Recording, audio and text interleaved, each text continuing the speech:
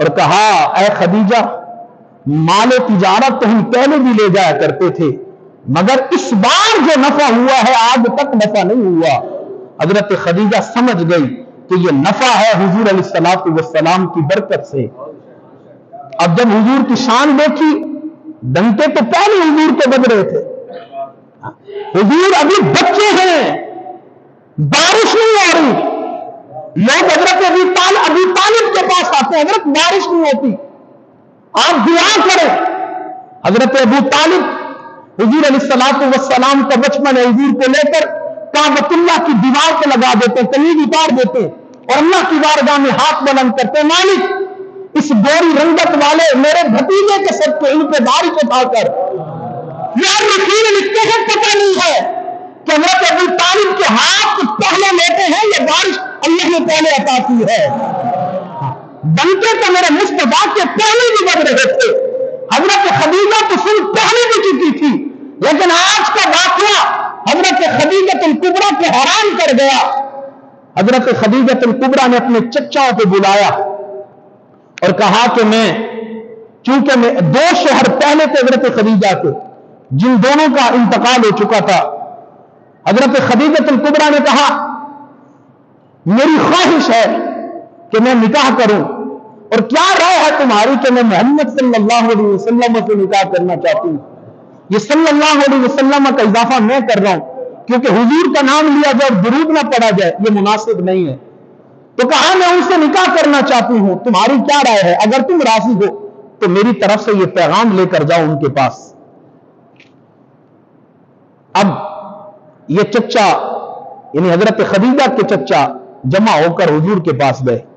آقا علیہ الصلوۃ والسلام کعبۃ اللہ کی دیوار پہ ٹیک لگائے موجود تھے۔ یہ پہنچے اور جا کر کا اپنا تعارف پیش کیا تو آقا علیہ الصلوۃ والسلام نے کہا کیسے آنا ہوا؟ کہا جی ہم خدیجہ الکبریٰ کی نکاح کا پیغام لے کر آپ کے پاس آئے ہیں، وہ خواہش مند ہیں کہ آپ ان سے نکاح کریں۔ آقا علیہ الصلوۃ والسلام نے فرمایا تم خدیجہ کے کون ہو؟ پہلے بھی تعارف ہو چکا تھا۔ کہا تم خدیجہ کے کون ہو؟ کہا جی ہم چچا ہیں۔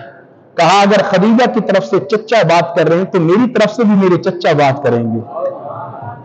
اسلام ابھی اسلام آیا نہیں، لیکن حضور ہمیں پہلے تربیت کر رہے ہیں ہم ان نوجوانوں کو، اگر سے نکاح پسند کا ہو فیصلہ بڑے ہی کریں۔ ہاں یہ پسند ہے حضرت خدیجہ الکبریٰ کی، لیکن ڈائریکٹ رابطے نہ رکھے، ڈائریکٹ حضور سے بات چیت نہیں کی۔ پسند حضرت خدیجہ کی ہے لیکن بات بڑوں کے ذریعے سے کی، اور جب بڑے بات کر رہے تھے حضور سے، حضور نے بھی یہ نہ کہا کہ ہاں مجھے یہ رشتہ پسند ہے، نہ بلکہ کہا اگر کہ خدیجہ کی بھی پسند ہے میں مصطفیٰ بھی اس بات پہ راضی ہوں، لیکن فیصلہ بڑے ہی کریں گے۔ ہاں جب بڑوں کی مرضی وہی ہماری مرضی ہوگی۔ یہ پیغام ہے آج کی اس نوجوان نسل کو، اگرچہ پسند لاکھ ہو مگر اپنے طور پہ رابطے نہ کیے جائیں، اپنے طور پہ تعلقات نہ نبھائے جائیں، پارکوں ہوٹلوں میں ملاقاتیں نہ کی جائیں، اس لیے کہ آقا علیہ الصلوۃ والسلام کا پہلا نکاح بھی پسند پہ ہوا ہے، لیکن وہ پسند خدیجہ کی ہے اور آقا کی ہے، لیکن فیصلہ ہے بڑوں کا ہی، فیصلہ ہے بڑوں کا ہی۔ تو اگر ہم حضور علیہ الصلوۃ والسلام سے محبت کے دعوے دار ہیں، ہم یہ بتاتے ہیں لوگوں کو کہ آقا صلی اللہ علیہ وسلم ہمارے نبی ہیں، ہم ان سے بڑی محبت کرتے ہیں، تو محبت کا تقاضا یہ ہے آقا صلی اللہ علیہ وسلم کا پہلا نکاح جس طرح ہوا ہے ہمیں بھی ویسا نکاح کرنا چاہیے، ہمیں بھی اسی پر عمل کرنا چاہیے۔ محبت اسی کا نام ہے، محبت، ہاں محبت صرف دعووں کا نام نہیں، محبت صرف زبانی کلام کا نام نہیں، محبت صرف زبانی باتوں کا نام نہیں، محبت عمل مانگتی ہے۔ اور تمہیں محبت کی ایک داستان سناتا ہوں۔ آقا علیہ الصلوۃ والسلام کی باکمال بیوی حضرت ام حبیبہ سلام اللہ علیہا، یہ حضرت ام حبیبہ حضرت ابو سفیان کی بیٹی ہے۔ حضرت ام حبیبہ حضرت امیر معاویہ رضی اللہ تعالی عنہ کی بہن ہے۔ ابھی ابو سفیان اسلام قبول نہیں کیا، آقا علیہ الصلوۃ والسلام سے حضرت ام حبیبہ نے حبشہ کے دور میں جب حبشہ کی طرف ہجرت کی تھی آقا علیہ الصلوۃ والسلام نے دیگر لوگوں نے، حضور نے نہیں کی تھی، دیگر صحابہ نے کی تھی، حضور تو مدینے میں تشریف لے آئے تھے، وہاں سے پیغام دیا آقا علیہ الصلوۃ والسلام کو اپنے نکاح کا، حضور نے نکاح کا پیغام قبول کیا، نکاح ہو گیا۔ جب مدینہ میں سارے مسلمان آ گئے تو ابو سفیان حضور کی بارگاہ میں آئے، یا رسول اللہ صلی اللہ علیہ وسلم میں اپنی بیٹی سے ملاقات کرنا چاہتا ہوں۔ سنیے محبت کس کو کہتے ہیں، میں اپنی بیٹی سے ملاقات کرنا چاہتا ہوں۔ آقا صلی اللہ علیہ وسلم نے فرمایا کر سکتے ہیں، مجھے کوئی اعتراض نہیں۔ حضور صلی اللہ علیہ وسلم کے گھر گئے، حضرت ام حبیبہ کے گھر، حضرت ابو سفیان جب گئے تو ام حبیبہ نے استقبال کیا اپنے والد کا۔ اب کافی دیر بات چیت ہو رہی ہے، لیکن حضرت ام حبیبہ نے یہ نہیں کہا کہ ابا جی بیٹھ جائیں، یہ نہیں کہا کہ بیٹھ جائیں۔ کافی دیر کے بعد ابو سفیان نے خود کہا، بیٹی کہتی نہیں کہ بیٹھ جاؤ، بیٹھنے کو نہیں کہتی۔ حضرت ام المؤمنین سیدہ حبیبہ نے کہا ابا جی جہاں دل کرے بیٹھ جائیں، یہ نہیں کہا کہ یہ بستر ہے میرے رسول کا، یہاں تشریف رکھیں، عزت کی مقام ہے، عزت گاہ ہے، آپ میرے والد اور باپ ہیں، باپ سے بڑھ کے بھی کسی کی عزت ہوگی بیٹی کے نزدیک، لیکن محبت کس کا نام ہے، کہا کہ جہاں دل کرے بیٹھ جائیں۔ اب حضرت ابو سفیان کو مناسب جو جگہ لگی وہ یہی لگی، آپ جو ہے آقا علیہ الصلوۃ والسلام کے بستر کی طرف بڑھنے لگے تو حضرت ام حبیبہ نے کہا والد صاحب رک جائیں، رک جائیے۔ حضرت ام حبیبہ نے وہ بستر، وہ چادر جس پہ آقا علیہ الصلوۃ والسلام کا جس میں اثر لگتا ہے، آپ نے اسے اکٹھا کر لیا اور کہا جی اب بیٹھ جائیں۔ ابو سفیان نے کہا بیٹی کیا بات ہے، اس بستر میں تو میں بھی بیٹھ سکتا تھا، بستر پہ نہیں بٹھاتی، خالی جگہ بٹھا رہی ہو۔ ام حبیبہ نے کیا فرمایا، محدثین اس بات کو لکھتے ہیں طریق کے اوراق بے پڑے، سامعین محبت اس کا نام ہے۔ ام المؤمنین سیدہ حبیبہ فرماتے ہیں ابو سفیان ہے میرے والد، بات یہ ہے میرے نبی پاک ہیں، ان کا جسم بھی پاک ہے، میرے نبی پاک ہیں، ان کا جسم بھی، ان کا بستر بھی، اور جو کافر ہوتا ہے وہ بھی ناپاک ہوتا ہے، اس کا جسم بھی ناپاک ہوتا ہے، میرے نبی کا جسم پاک ہے، بستر پاک ہے، کیسے ہو سکتا ہے میں اس پاک بستر پر ایک کافر کو بٹھا دوں، میں یہ نہیں کر سکتی۔ اگر آپ نے اس بستر کا اعزاز حاصل کرنا ہے تو پہلے میرے شوہر کا کلمہ پڑھ کے مسلمان ہو جائیے، محبت اس کا نام ہے۔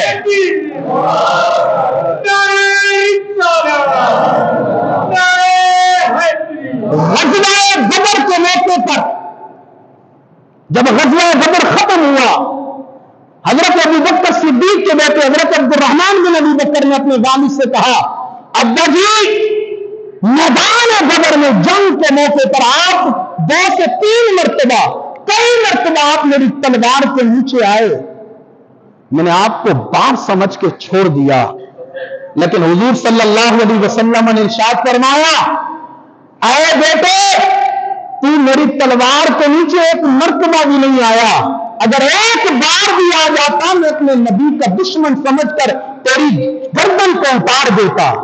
محبت اس کا نام ہے۔ یہ ختم القرآن کے سلسلے میں آ رہے ہیں، آپ ان کے ساتھ دل کھول کر تعاون کیجیے، توجہ آپ نے میری طرف رکھنی ہے، ٹائم کم ہے، میں نے بات آپ سے کافی کرنی ہے، دوسری پڑھی اللہم صلی علی سیدنا۔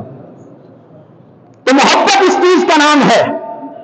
اب حضرت خدیجہ الکبریٰ کے چچا پیغام لے آئے، حضور صلی اللہ علیہ وسلم نے فرمایا بات میری طرف سے چچا ہی کریں گے۔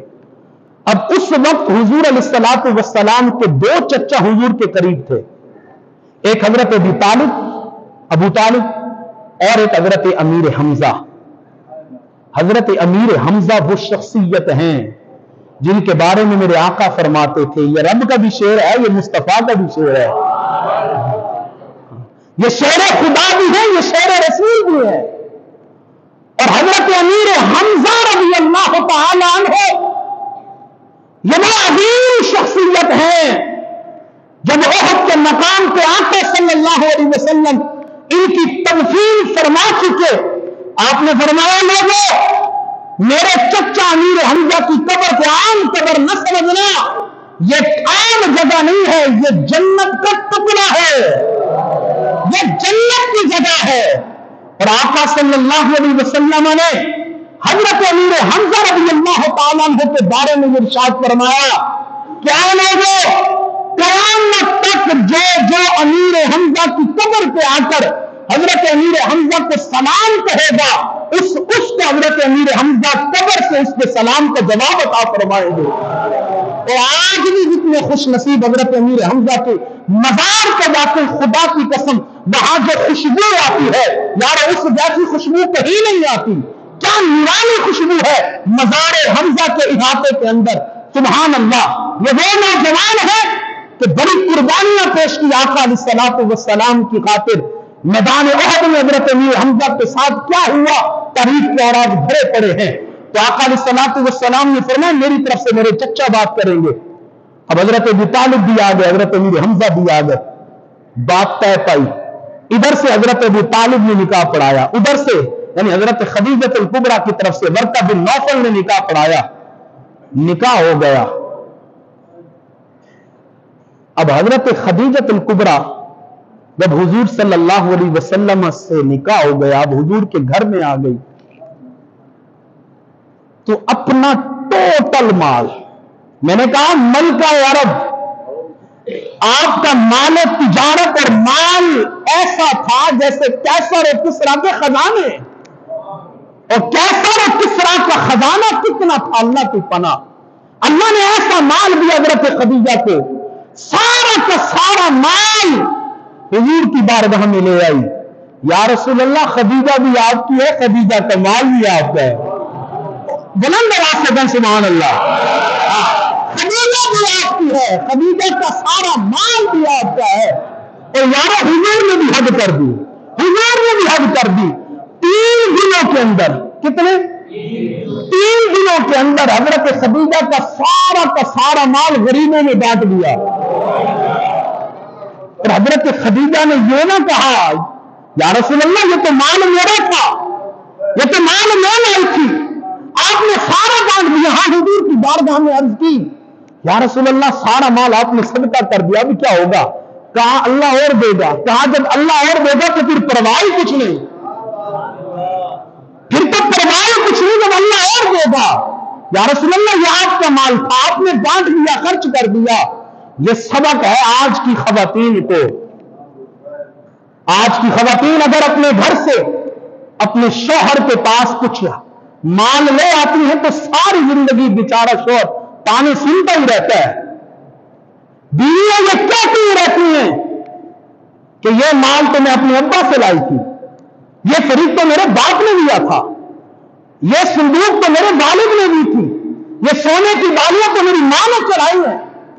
ساری زندگی بیچارہ شوہر ٹینشن میں رہتا ہے۔ اور اگر اللہ خیر کرے، خیر سے یہ بیویاں نوکریاں کرنے لگ جائیں، آج کی بیویوں کی بات کر رہا ہوں، آج کی یہ بیویاں نوکریاں کرنے لگ جائیں، تنخواہ آ جائے، تو پھر شوہر کی عزت گئی۔ ہاں یہ المیہ آج کے دور کا، پھر بیویاں اپنے شوہر کو عزت ہی نہیں دیتی، اس شوہر کو پھر اپنا غلام سمجھتی ہیں، انہی شوہر پھر اپنے آڈر چلاتی ہیں۔ کہاں شوہر کا مقام اور کہاں یہ بیویاں جب پیسہ کمانے لگ جائیں تو یہ جملے کہتی ہیں کہ اپنا خرچہ اٹھانا ہم جانتی ہیں۔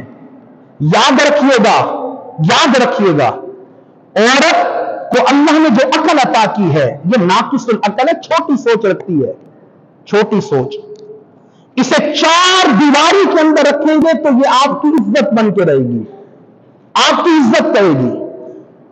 یہ ذہن میں رکھتی ہے کہ اگر میرے شوہر نے مجھے چھوڑ دیا، یہ میں فطرتاً بات کر رہا ہوں، اسلامی بات نہیں کر رہا، فطرتاً اس کی سوچ ہوتی ہے کہ اگر شوہر نے چھوڑ دیا تو میرا غرق ہو جائے گا، کہاں جاؤں گی، پریشان ہو جاؤں گی، یہ اس کی سوچ ہوتی ہے۔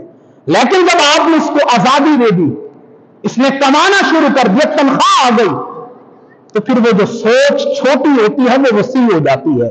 خرچہ کمانا، خرچہ اٹھانا جانتی ہوں، پھر کیا وجہ ہے کہ شوہر کے ظلم و ستم برداشت کروں، پھر کیوں میں شوہر کی غلامیاں کروں؟